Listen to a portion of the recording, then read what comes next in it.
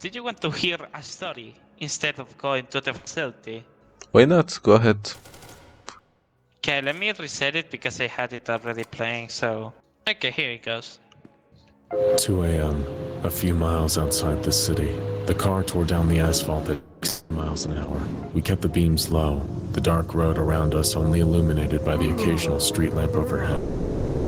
Things moved unseen in the trees. An old song rattled off the radio. The connection was patchy, so it was interrupted by intermittent spikes of static. It was the kind of night when you knew deep down that anything could happen. You just hoped that anything would be in your favor. I rolled the window down a few minutes ago, breathing in all that cold, fresh air to stave off the looming specter of sleep.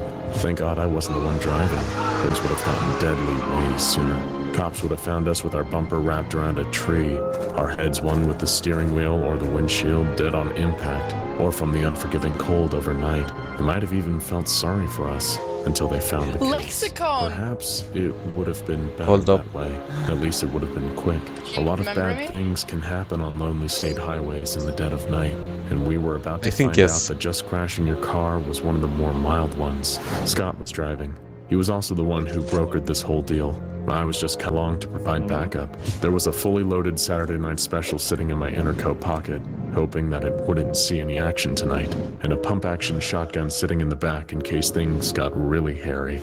Deals like this, you either come well prepared or reckon with a heavy chance you sure as hell won't be leaving. I never asked Scott how he came into the goods currently sitting in the briefcase, and he never offered an explanation either. He only told me that he'd already secured a very interested potential buyer from a syndicate out of town. Serious people, dangerous people. They'd pay top dollar or leave us tied up in trash bags in a ditch off the side of the highway. But we both needed money, and we were willing to take that risk if it meant we could return from this deal as a pair of rich men. The terms of the deal were simple. We drive out onto a certain state highway at a little after 2 a.m. with the goods, meet the buyers at a certain rest along the way, and make the exchange. We'd then all go our separate ways, and if we were lucky, none of us would ever see each other ever again. Seemed simple enough, sure. Scott seemed downright chipper about the whole thing, and for a little while, I was excited too. Until he told me about the road that the buyers wanted to meet us on. We'd all heard legends about the place. Superstitions, really.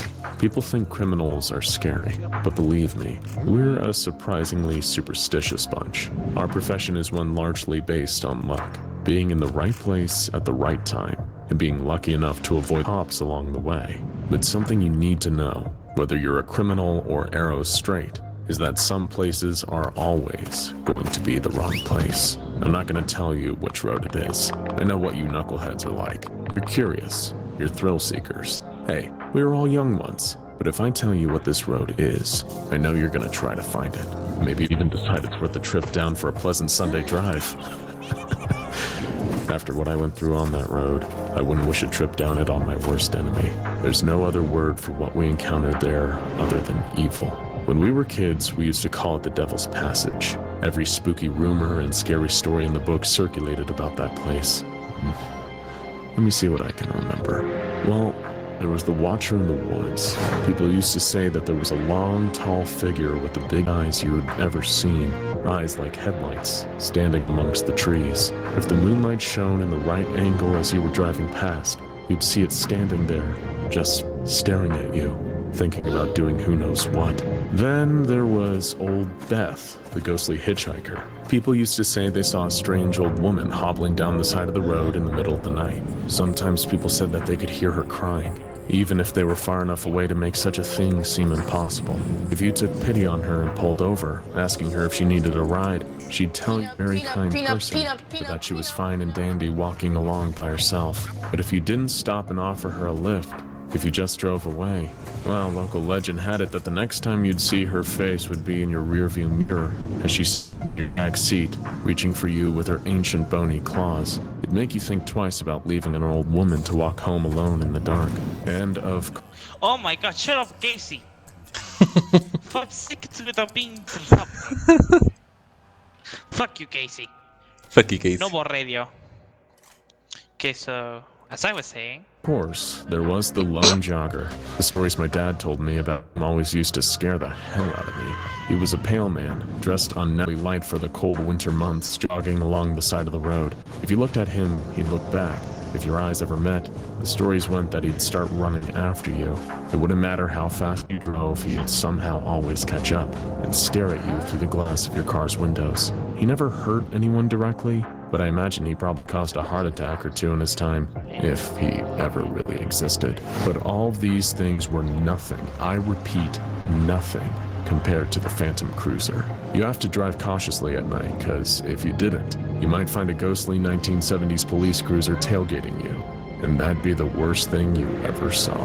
There were fewer stories than all the others, because if you ever ran afoul of the Phantom Cruiser, chances are that you wouldn't survive to tell people about what happened to you, though people could still make an educated guess about what happened to you based on whatever behind. Here's a not-so-fun fact. The Devil's Passage is technically qualified one of the most dangerous highways in the country. From crashes to hitchhiker murders to unexplained deaths on the side of the road. Since 1974, this road has been an incredibly Why are you making such a noise? Oh, I see. Oh shit.